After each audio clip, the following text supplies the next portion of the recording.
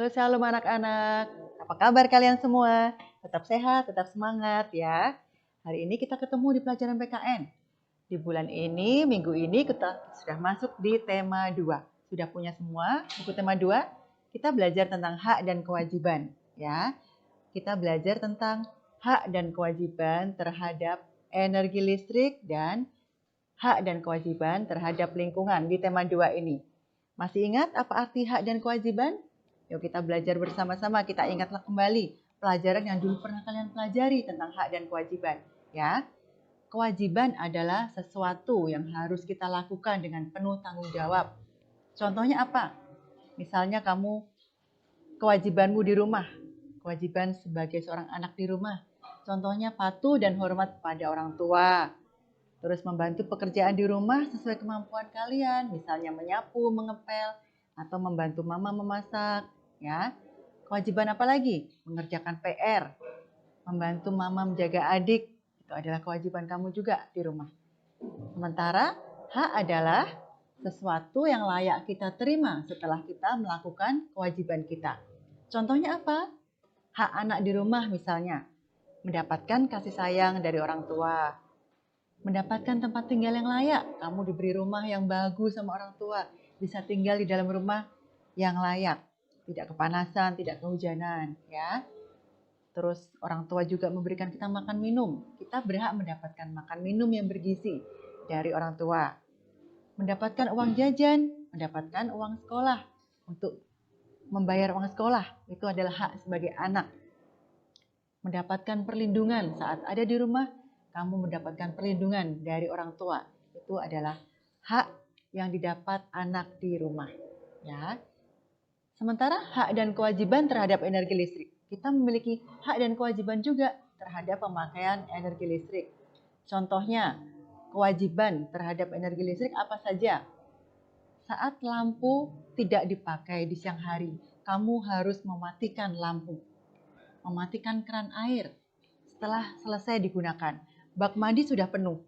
Keran air harus kamu matikan agar tidak membuang-buang air. Kita menyalakan AC saat kita belajar atau saat kita beraktivitas dalam rumah. Tapi setelah tidak digunakan, kita harus mematikan AC, mematikan TV, mematikan laptop atau peralatan listrik lainnya setelah selesai menggunakan. Itu adalah kewajiban kita terhadap energi listrik, ya. Sementara hak yang kita dapat, apa saja? Hak terhadap energi listrik, kita dapat belajar di malam hari karena ada listrik. Itu adalah hak yang kita dapat. Selanjutnya juga kita dapat menonton TV. Kalau ada listrik, kita bisa menonton TV. Coba kalau tidak ada listrik, pasti akan susah kita nggak bisa menonton TV. Ya, kita juga dapat menyalakan AC.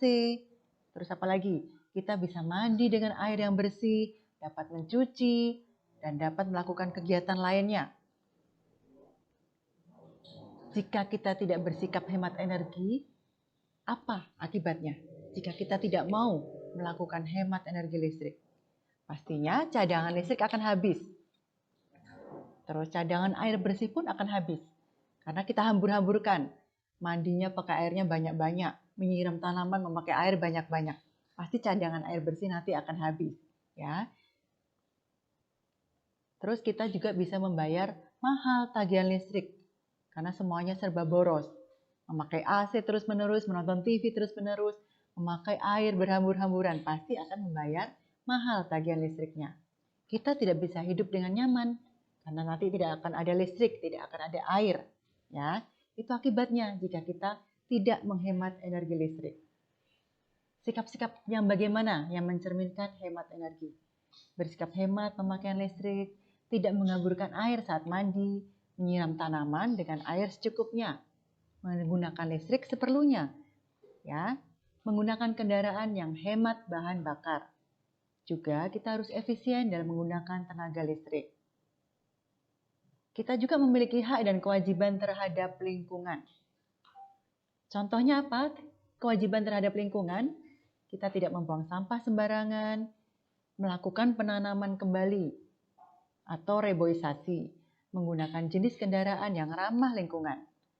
Kita harus memperindah lingkungan dengan menghias taman atau kebun dengan tanaman hijau agar udara di sekitar kita sehat, segar, dan merawat tanaman hijau di lingkungan kita. Hak yang kita dapatkan apa setelah kita melakukan kewajiban-kewajiban tadi?